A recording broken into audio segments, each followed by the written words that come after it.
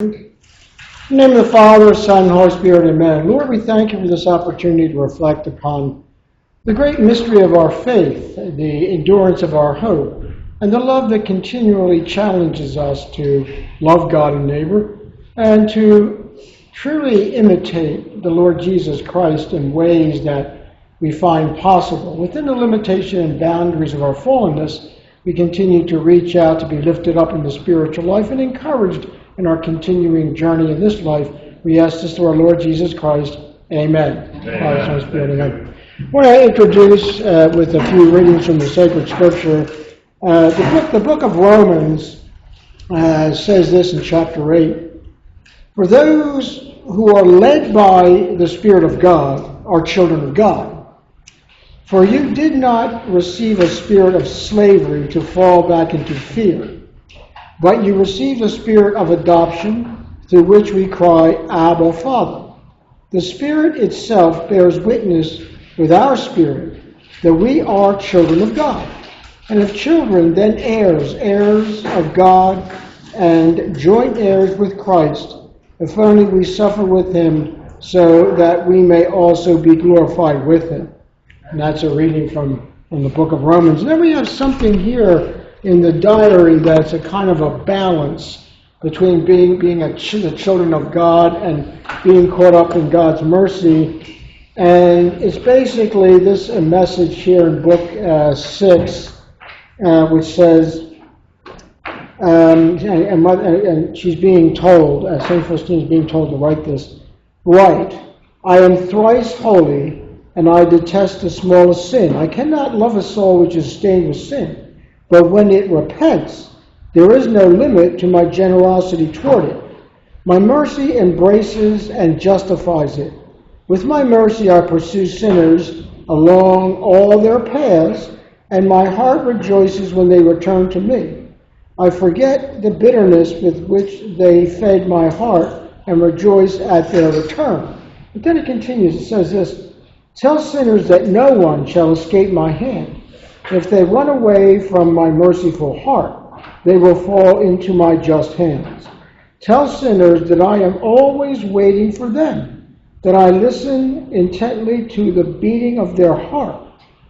When will it beat for me? Right, that I am speaking to them through their remorse of conscience, through their failures and sufferings, through thunderstorms, through the voice of the church.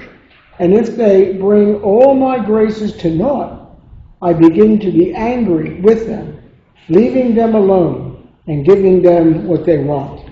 And so we see and always should be aware of this balance between mercy and justice. You know, when we have that balance, we come to recognize the challenge of what we come to understand, as all Christians do, the need to be saved, the need to be rescued. Because when you fall back into slavery, that's the slavery of sin, and then we're led in different ways which are counter to our well-being and our eternal life. And so that's what all Christianity is about.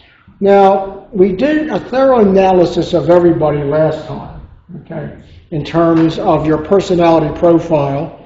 And did I give you all a list of saints last time too? Okay. The list of saints. They weren't here. They weren't here, okay. I'm going to examine those saintly categories with you all so that we can continue to identify the saints that you relate most to. You know, may not be one particular saint, maybe two.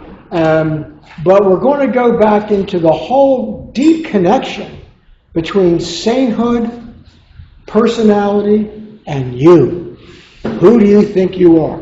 All right, well, here we go. We're going to take a look at Frank and Vince. Basically, now Vince and Frank. These are your profiles. Okay.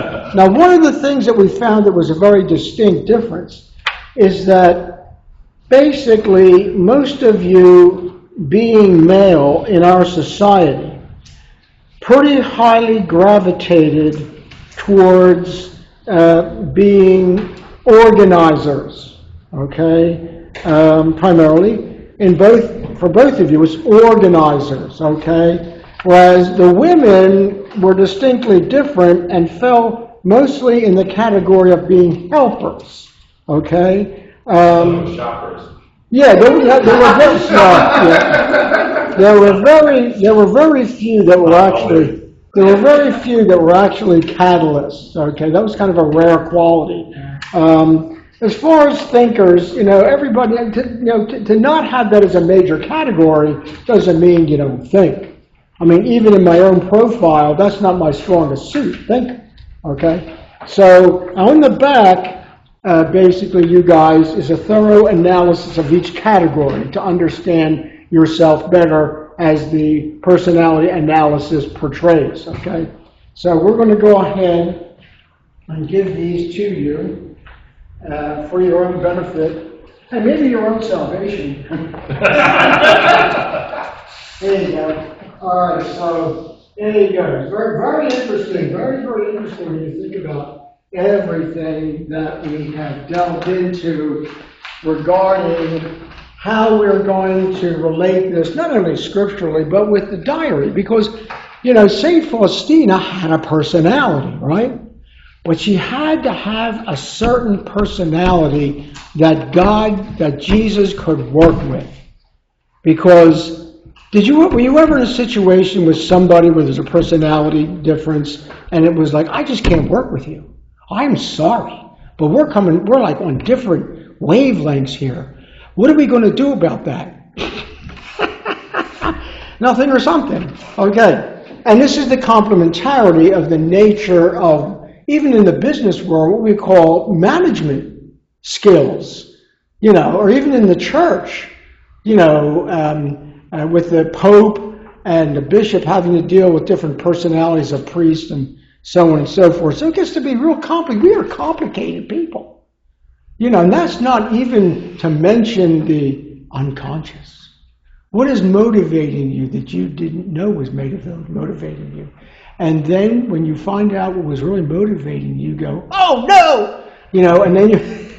I mean, this is all... Sigmund Freud, he's kind of an iffy guy in the sense that, basically this whole delving into the unconscious was somewhat of a revelation in terms of how we are able to coordinate our thoughts and feelings to our benefit and the benefit of society. That's the challenge of being in civilization, if you want to call it that. So this is very fascinating, to get into, all of this.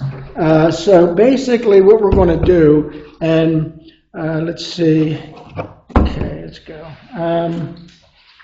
Let's see. All righty. Here we go. Let me just continue. All right, let me see. Here we go. Here we go. Okay. All right, now let's take a look at this breakdown. I need to see if I have extra seats that have the saints listed. I imagine I might. I hope I do. I got all these. I got so much paper here. Oh my God, let's see. Okay. Let's see. Okay, I'm trying to look for copies of this. Okay, here's the original. Okay, I need to give those guys each a copy of this. Oh, good. I'm glad I have enough to give them. Okay, there you go. There you go. Should I give one to Vince too? Yeah, there you go. We got two? Okay. Yeah, each. Yeah, give him one for you, one for him. Okay. There's only two, Sure. one for each of you. Does everybody else have one? Yeah, they do. Oh. We gave them out last time. Okay. Now, I don't want to say this is going to get... Diane, I'll have to get back with you on if some of this is going to be, I'm aware I came in the middle. Yeah, that's okay. We'll deal with that. Okay, now, All righty. Now, if you take a look at your saints, okay, take a look at your saints. All right. When we take a look at that, okay, basically what we're talking about here is, it's amazing. I save a lot of things. I have the personality profiles from my homeschooler upper room people from 2006. Here we go. All right, now, let's take a look at this. Let's read this through together. The saints who were helpers in personality, okay? You have Saint Teresa of Lisieux. Saint Teresa of Lisieux. Is that how you say it? I don't know. How do you say it? Yeah, we see each other often. All right, we don't. Okay, good. All right. That sounds good. Yeah, all right, that's good. Yeah. Okay. I took French 101 I believe it. before France was founded as a country. Oh, no. Okay. Now here, Saint Ignatius of Loyola. Yes. Okay. Saint Thaddeus. I'm not too familiar with him, are you? Saint Thaddeus? Okay, here we go. Saint Joseph. Saint Catherine of Siena. Saint John of the Cross. The 14 holy helpers, whoever they are. Okay? Now, the reason I put a note here, the 14 holy helpers ministered to people during the Black Death. That was the plague, which wiped out, a fourth of the population of Europe. That was horrible. It's like the pandemic of pandemics, All right, well, let's fool around with that a little bit. How many people here, raise your hand? I know the men weren't in this category. Well, I'm not saying you're not helpers, okay? Don't get me. I'm not making any judgments here, right? Okay. Of the women, how many here were primarily helpers? Raise your hand. Yeah, were you a helper? Who was a helper? So was a helper. Us three. Yeah. All three of you were highest. I would help, but I would say I'm more bossy, so I have to go with the guys. Well, you're a different category. So I am a different category. really, the three of you, your highest score was helpers? Yeah. Isn't that amazing? Okay. Now, that makes sense. Now, let's take a look. St. Teresa of Lisieux, okay? She was the little flower. Okay, now, all she could do was help. She lived in a community, okay, and she became a doctor of the church, not necessarily because of her deep theological thinking, but the fact that the way of love is all about helping, really, caring and loving others. She was very useful, in her community, obviously, held in high regard in her simplicity. So she also devoted a lot of her prayers to the saving of some guy that was going to be executed or something, and finally he came around. That's helping. Okay. There's that instance. Okay. Ignatius of Loyola. Well, St. Ignatius of Loyola kind of fits into the helper personality because he wrote the famous classical work, The Sermon of Spirits. So that helps a lot of people. Okay, so in that regard, he's a helper. St. Jude Thaddeus. Oh! You know who that is, don't you? Yeah. Who is he? He was a cousin of Jesus. He was not the Iscariot who Yeah? apostle.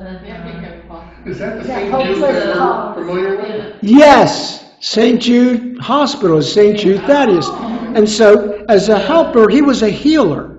Okay. St. Jude Thaddeus basically was in the category of a healer, helper, healer. Okay, now, St. Joseph, he was a helper. Yeah, he was a worker, he was a helper, he kept his family together, and so on. We're going to get into him a little bit further. St. Catherine of Siena basically helped the church to get back on course when there were 3 popes, for goodness sakes. Can you imagine that, 3 popes? What about 3 popes? Oh, you don't know about that? No.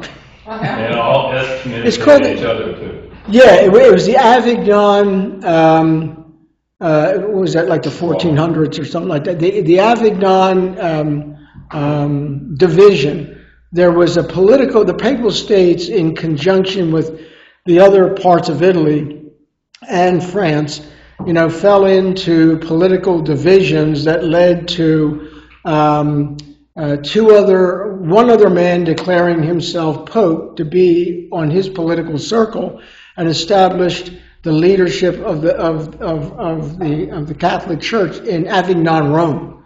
And then there was the one that stayed in Rome, who was actually the legitimate Pope.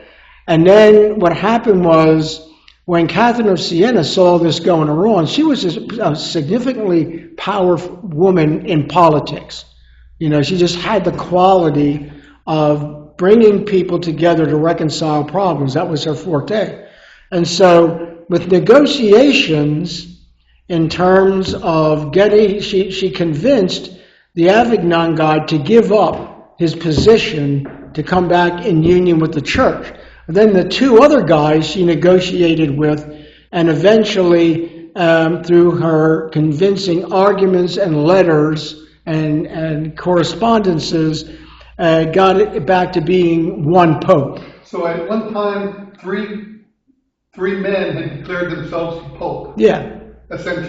Essentially, yeah. And one was legitimate, really, because the one that was legitimately recognized as Pope, what led to the conflict was the other guy who went to Avignon was claiming that basically he was betraying the church by aligning himself with some of the potentates outside the Papal States. So it was a whole political thing. That was very much involved in the Reformation, too, with the German. Oh, it was just so politically complex. Politics ruins everything. Politics ruins everything. Not really, but in a way. And so this is where we have her being, of course, a helper. Now, St. John of the Cross basically also was a helper in continuing to promote the unity of the Carmelites, okay? John of the Cross. Then the 14 holy helpers were obviously, helpers. I could not find their names, but anyway, they were basically helpers during the time of illness.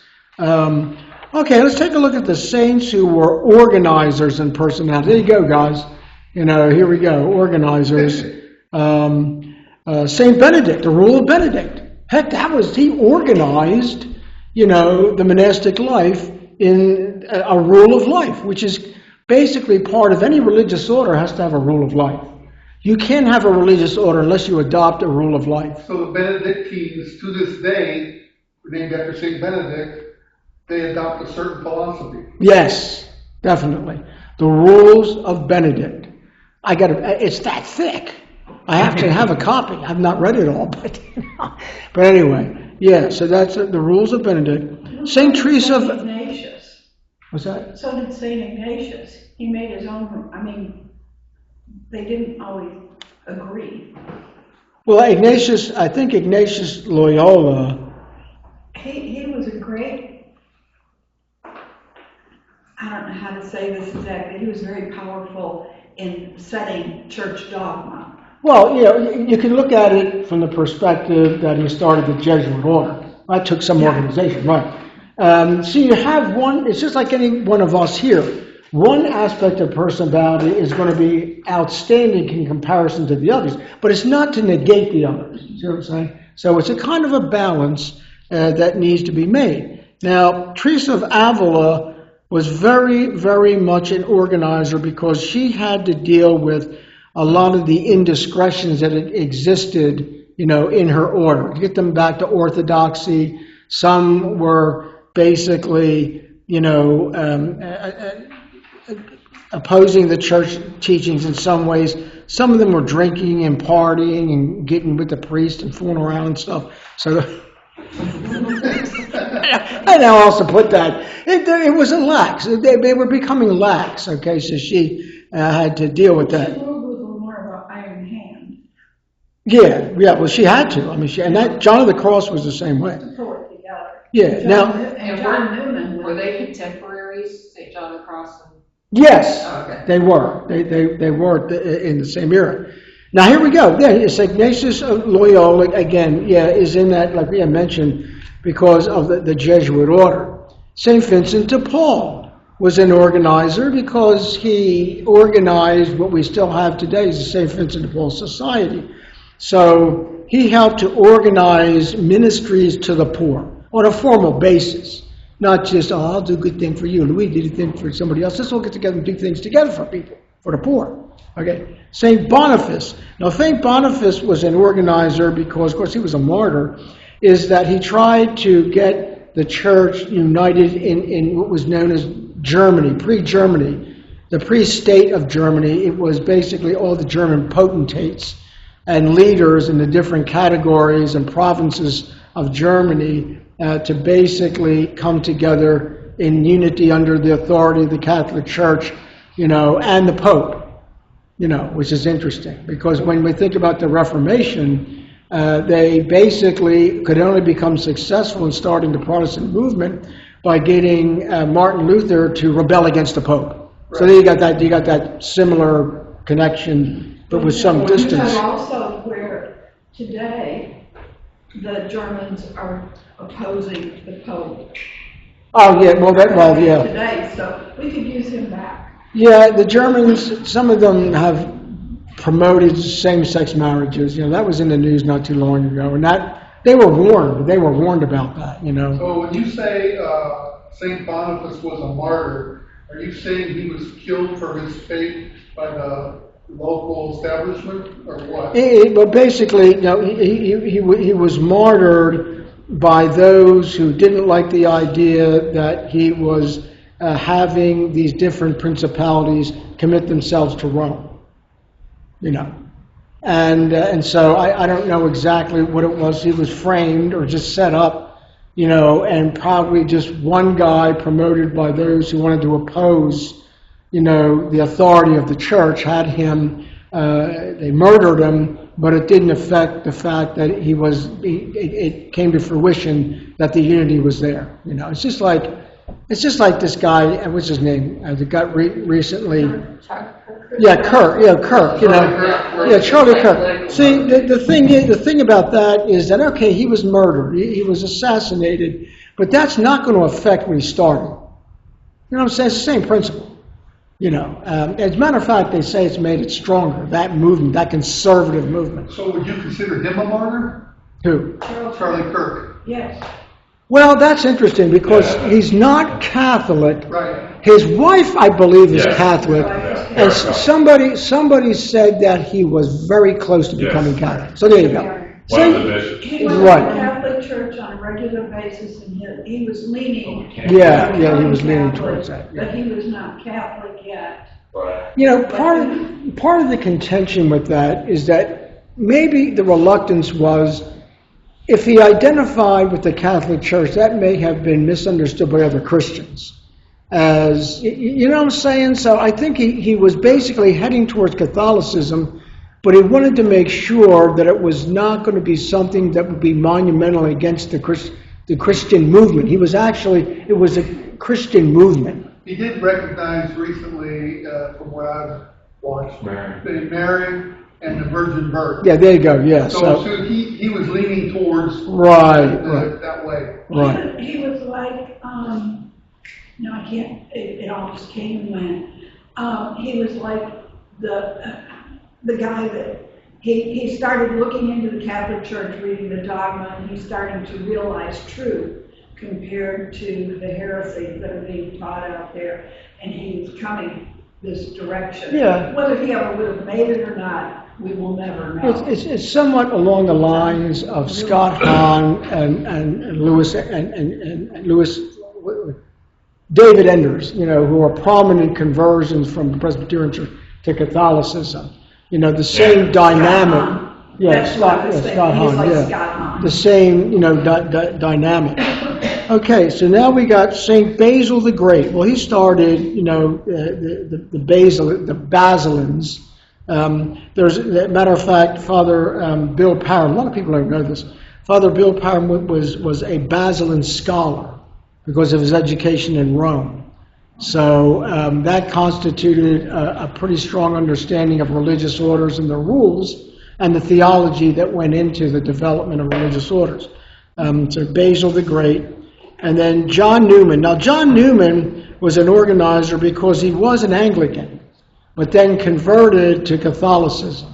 And that brought back more strength to the Catholic Church in England when the British, under Henry VIII, basically outlawed masses and led to Cromwell and the genocide against the Irish, So that was a very horrible thing. So John Norman was restoring Catholicism to the legality of the right for them to exist after all that horrible stuff with Henry VIII. That's what John Newman did. Yes. As an organizer. Yes. Okay. Yeah, that's exactly that. Okay, so now, all right, anybody, you guys are organizers, yeah, so, now am I right in saying that both you guys were somewhat operating in the business world? Yes. The answer is yes. All right, great. I currently run a business, and I think you were in a business or involved with. Well, my wife does, but no, I work for General Electric. What's the difference? There you go. No, really, I mean, that whole thing, corporate I left structure. and they broke up. Yeah, okay. Yeah, corporations, I mean, you're talking about people that have got to be organizers, CEOs and, people management, that's all organizing specific attributes. Okay, now, saints who were thinkers in personality, okay? Obviously, St. Thomas Aquinas. He wasn't a helper. He wasn't an organizer. He wasn't a catalyst. He was a thinker. Above all, I'm not saying he wasn't those other things, but his forte was to think deep thoughts. And I associate with him, even though that's not mine. What was mine? Here I am. Oh, you know what I was? Did you want to know what my main thing was? Yes. Helper. I was a helper. I like the ladies. We need I'm still married now. We need I'm more still, guys. That would make sense for diocesan priests. That's probably your number one thing. what priest do you know that's not a helper? I know, you're kind of forced into that role. Yeah. Like, okay. That's the truth. We think you should be a monk. I almost became, well, I didn't really, I came close when I was listening to crickets. When I went to the Trappist monastery, first year of seminary, I was like, whoa, man, that's so quiet. People coming from factories with noise and everything, I'm like, ooh, listen to crickets. There was no crickets in Philadelphia, Yeah, man, what are them things? Oh, I like our crickets. Oh, really? That's kind of cool. Okay, so now, we got Thomas Aquinas. St. Augustine was a thinker. For God's sakes, he did those confessions and, what was, it wasn't, he didn't do the Republic.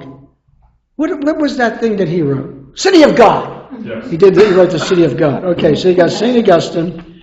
And again, you got this overlap. Teresa of Avila. Teresa of Avila had to think through what she was going to do to keep the order united. And here's another one, Saint Benedicta of the Cross, which was Edith Stein. She was a philosopher. She basically oriented herself to Hegel. Why does it say Edith Stein? That was her secular name. Oh, okay. Yeah. Saint Teresa Benedicta, of course, was her religious when she became a religious. They gave her, the religious get different names. Not they don't, like Louis Bacavaca, they give him another name. They might call him John the Good or something like that. They give him a religious name. EWTN has a really good program like Saints and Scoundrels, and they have one with her in it. And so it's a very good one. It comes out like 5:30 in the morning or I think that Thursdays. What's the name of it? Saints and Scoundrels. Saints and Scoundrels. That's cool, man. I gotta look that up. She died in a concentration camp because she was Jewish. Her background was Jewish. Yeah, she was Jewish. Yeah, converted to Catholicism. Taught. It was deeply affected by Hegel, who was sort of like one of these reasoning philosophers. Human or mankind has enough reason to keep themselves from killing each other or whatever. can save themselves. Hegel was in that context. There were a lot of philosophers that said that basically they were the beginning of the ideologies and ideology, that man is intelligent enough to save himself, which kind of put religion to the sideline. And that, of course, caused a lot of problems with communism and so on.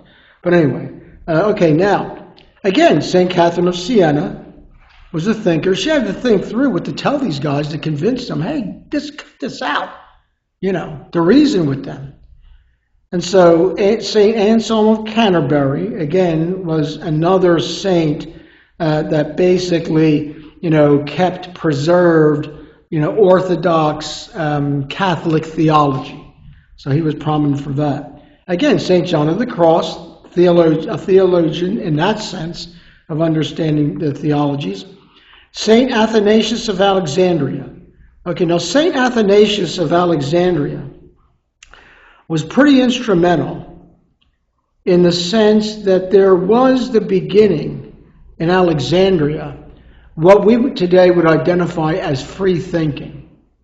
The free thinking basically was under the category of beginning to lean towards the Greek philosophies of science or scientific thought, with a gravitation away from Catholic orthodoxy to, again, this concept that by the use of science and reason, especially since a lot of the Greek philosophers were basically atheists or whatever, because they didn't believe in all that stuff about the gods. But so St. Athanasius of Alexandria promoted or defended orthodoxy, because there were some heresies that were beginning to crop up there, just like the ones that were cropping up that St. Augustine was originally a member of the Manichaeists.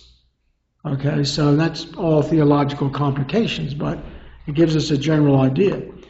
Okay, now the next one is saints who were catalysts in personality. Okay, now when you look at the descriptions, okay, of what these different categories were all about, okay, is that when you think, let's take a closer look at let me get it here. Okay, here we go. Let's take a look at catalysts, which seems to be one of the categories that a lot of people don't fit into for a number of different reasons. Okay, I'm not going to read it. Okay, catalyst. A catalyst would basically seek inspiration. Okay, God as beautiful. Let's put it that way. Let's read the description. And you got it on your sheet. The catalyst enjoys being free, spontaneous, and playful. Catalysts are generally bold in their actions, enjoy being the center of attention, and are risk takers. They are action-oriented and like to be involved with the here and now. They like making things happen, catalyzing, making things happen.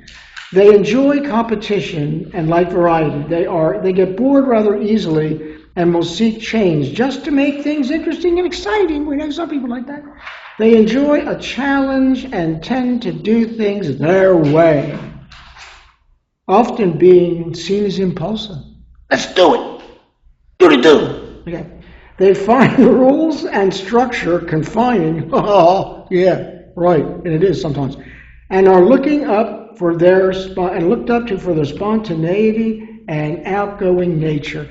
They're comedians. A lot of comedians are catalysts. They get you laughing. They're catalyzing you. Get you laughing at stuff that sometimes you really don't want to laugh at, but you laugh anyway. And then you feel sorry that you laughed at it because it wasn't really funny, but it was. Follow me on that? Okay. Catalyst in personality. St. Paul, for goodness sake. He got things rolling, man. Do it my way, because I know. Jesus told me to do it this way. Traveling all around and everything, and basically, getting people starting Christian communities, yada, yada, yada. St. Augustine was the same thing, that the catalytic idea of his basically, as it was presented in his book, The City of God, was part and parcel of ideology. The communists, believe it or not, the communists Leninists admired St. Augustine because of his City of God. And then Sir Thomas More wrote the book Utopia, right? The communists admired them. They didn't believe in God. The communists didn't believe in God, but they admired them because the ideology was something that they could relate to in terms of they were talking about the ideal society, which the communists believed they could achieve. Well, the Nazis thought they could achieve it too. Once you get eliminated of the weak people, you got a perfect society when everybody's strong. You got rid of all the weaklings. And we know what a disaster that was, right? I'm one of the superior ones, man. I am a superior. We are the masters of the superior race. I used to do a little skit on that in seminary, but anyway, it's neither here nor there. Okay, here we go. Now, where else? What do you got? Okay, St. Ignatius of Loyola. He started the Jesuits. So there had to be a catalytic aspect to his personality to be able to do that. St. Teresa of Lisieux basically was a catalyst in the sense that her little way of love, they actually made her a doctor of the church. Whereas some people thought that she'd be the last person to make a doctor of the church because she didn't do anything big writings, and she did write some things that were basically recognized theologically as on a doctoral level. And that's how she got the character. Was she the one that developed the little way? Mm-hmm. Okay. Yes, there you go. That's it, the little way. I'm glad you mentioned that. The little way. Now, this is going to shock y'all. This is going to shock y'all. You're going to be shocked. St. Mary Magdalene. She got some things started, man. What was her claim to fame? Wait a minute. That's it. We're talking Well, you know, well, let's face it.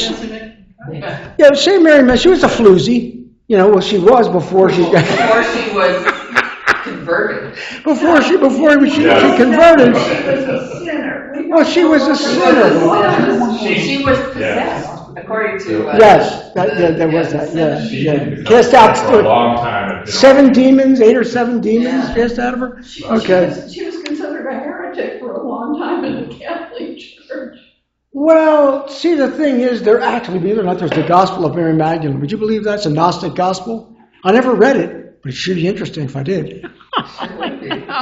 Okay, St. Mary Magdalene. Now, the reason why she's a catalyst is because she was at the foot of the cross with the other Marys.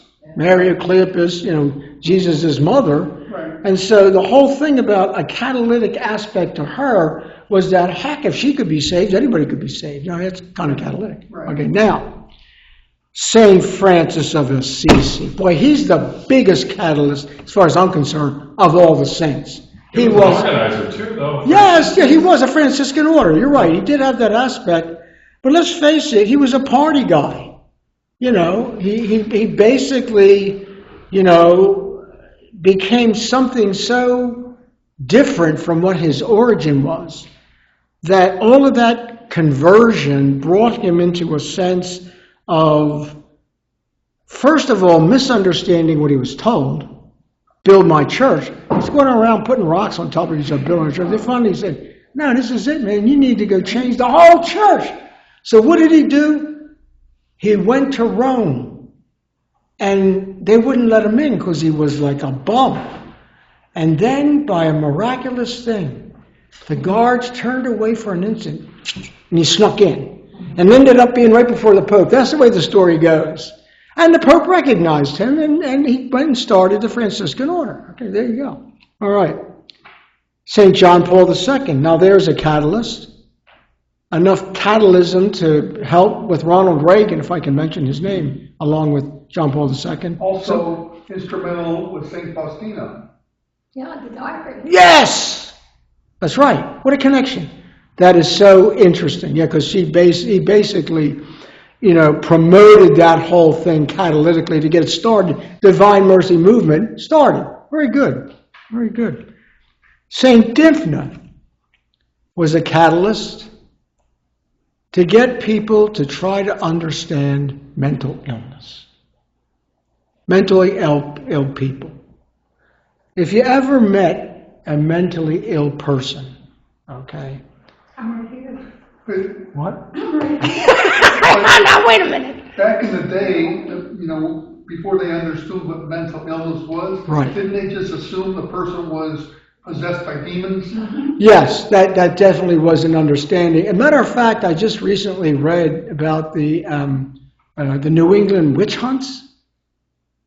I mean, it ended in the 1600s. They put a kibosh on it because they found out that the lady they didn't like, the loner, the person who acted weird, must be a witch. So they put her in the water. If she drowned, she wasn't a witch. But if she floated, she was a witch. It doesn't make any So sense. the witch gets to live and the Yeah, real person can have to die. Situation Yeah, I mean, that's mass hysteria. Yeah. Is what it is, So, again, St. Diffkin played for the mentally ill people. Okay, now, St. Benedict Joseph Labouré. Does anybody know anything about him? Look him up. Google him. Thank God for Google. Joseph Labouré. What is it? I think he organized hospitals, didn't he? Didn't he start the beginning of organized medicine in hospitals? Or was that somebody else?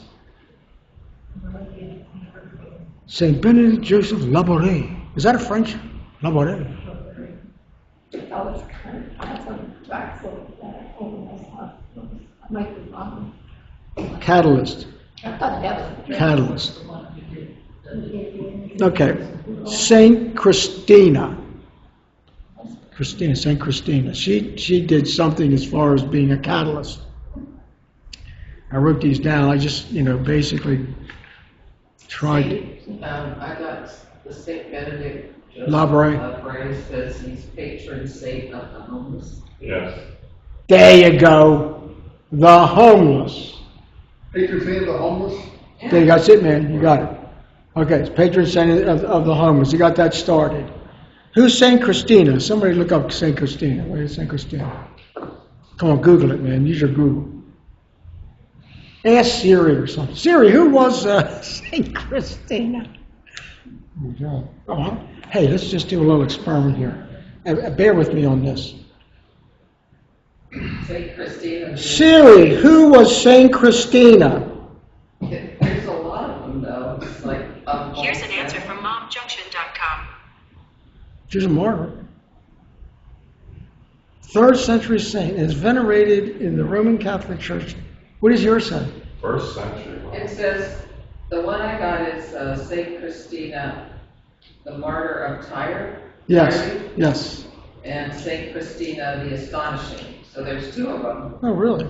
Saint Christina the martyr, likely a 3rd century virgin from Tyre, defied her pagan father by smashing idols. Oh my gosh, And okay. was subsequently martyred through various tortures.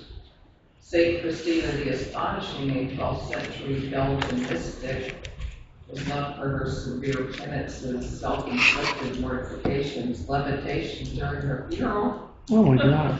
able to withstand extreme temperatures, Oh my God. and which led many to view her as insane, but earned her sainthood. Great. So, those are the 2 I forgot. All right.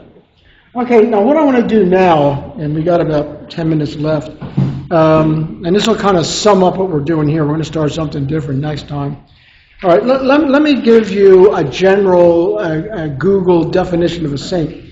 Saints do not have a single personality type. Well, we already know that, okay? Instead, they exhibit a range of human personalities, but are unified in this regard by humility, unwavering faith, and a dedication to serving God and others. Like, that's us, right? Isn't that us?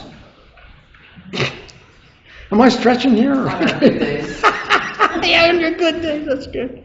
Okay, they are ordinary people who have committed to a life of holiness and virtue, often overcoming significant personal flaws, all right, St. Augustine, and challenges to fulfill a higher purpose.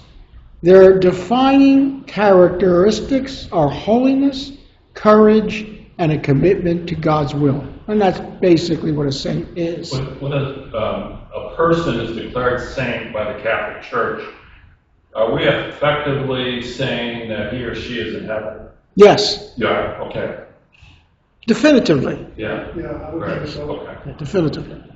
The 7 characteristics of saints, I put them together. 1, all saints are filled with the love of God. Duh. Yeah, I mean, that's true. All saints love other human beings. Yeah, love other, that makes sense. All saints are risk takers. They are. All saints, to some degree, are risk takers. The saints are humble, willingly and lovingly attributing to God all that they have and all that they will ever be. Totally saying that God created them in their likeness and image. Saints are people of prayer, of course. The saints are not perfect. We know that, right? The saints are people of their times. That's the key.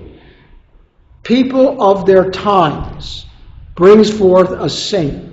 Times will bring forth a particular saint. And that would be the early church would be an example of that. Okay, now let's get this. I found this interesting when I did research on this. Personality typing was always known as far back as the ancient world. What we see in psychology, in many ways, seems like they're new discoveries after the Enlightenment and everything, right? That's what that's what we're taught, that's what we think.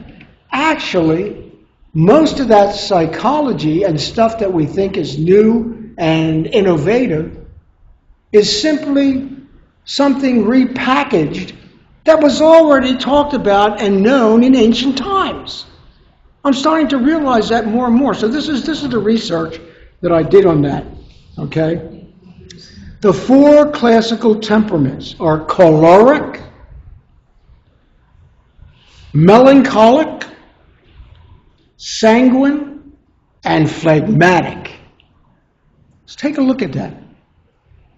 Choleric, the choleric person, dominant, fearless, and opinionated. Right? Fat? Could be. No. Your semantics is all debubulated. Okay, now listen to this. Dominant, fearless, and opinionated. That was St. Paul. St. Paul was a choleric. Okay, now. Melancholic. Idealistic, artistic, perfectionist. That was St. Teresa, the little flower. That would be her. Idealistic, artistic, a perfectionist. She wanted to do God's will flawlessly. That was part of her prayer, really. All right, sanguine, impetuous, loving, enthusiastic optimists. Where do you hear who that is? Anybody want to guess? Impetuous, loving, and enthusiastic optimist. Saint Teresa of Avila? We could, it's not the one I got here. Give up? St. Peter. St. Peter, he was impetuous, he was loving, and he basically was an optimist for the most part. And that's why he came back and didn't despair after he denied Jesus 3 times. Okay, here's another one. Phlegmatic. Imperturbable. That's a big word, isn't it? Imperturbable, which means cool, calm, and collected. If you meet somebody who's cool, calm, and collected, man, they're really cool, calm, and collected. Peaceful. They avoid conflict. Don't seek the center stage. They're loyal, loving, showing sympathy, patience, and calm, even in the midst of storms. The one that I'm going to mention is the ideal of all of that. St. Francis? You probably could put him in that category. I would say yes. But the one that stands out, St. Joseph. Yeah, so that makes a lot of sense. St. Joseph was that. Well, St. Francis basically would have those same characteristics. Okay, now basically, This is the research I've done when I was putting all this together, okay? The 4 classical temperaments originated in ancient Greece, with Hippocrates, Hippocrates, right? Hippocrates, who linked them to the body's 4 humors: blood, black bile, yellow bile, and phlegm. See, a lot of us are not familiar with that, but that's psychology. But it's been repackaged in contemporary terms, okay? Now, the Roman physician Galen was his name, physician, developed theory associating the temperaments with the 4 elements of ancient physics: air, earth, fire, and water. What's that name in that group? Earth, Wind, and Fire. Earth, Wind, and They had a Fire. special a couple days ago, a couple nights ago. Oh, did they really? Yeah. What did they do? They were a band. Oh, okay. Yeah. I remember them. But Do you know what? remember? Oh, really? Sorry, Paul. Yeah. Well, okay. Yeah. Please stop there. We don't have time for that. No. Right. No. Thank you very much. We're not You know, when you think about that, what's kind of ingenious about that is we come from the elements of the earth, right? Remember, you are dust, and to dust you shall return. Heck, man, that's air, earth, fire, and water. We're all that. Kind of just like existing. You know? It's kind of weird. Okay. This humoral theory suggested that an excess or imbalance of these fluids influenced a person's personality and emotional tendencies. So already they were psychologists, if you want to give them credit for that. So a lot of these things, when you think about it, we owe a lot, to Greek philosophy, obviously, because, we owe a lot basically to the Western world, okay? And it's not to idealize the Western world, because if we knew more about the Mughal Empire in India, they had their whole big Hindu, Buddhist sort of thing. But anyway, the whole thing about understanding all this is that when you think that human nature really never changes as its basic manifestations, human nature, when you think about the repackaging of things that we already knew, but then giving it this, sort of supremacist idea that it was founded recently when it was known way back then, okay, is part of a process of understanding. So in some ways, and this is debatable, what constitutes us in terms of how we differentiate ourselves from the past is that we have a lot of technological gadgets making us feel that we're superior to everybody else because we got a TV, we got a radio. Internet. What's that? The internet? I mean, that's all well and good. That's all well and good, but that doesn't change human nature, does it? Huh?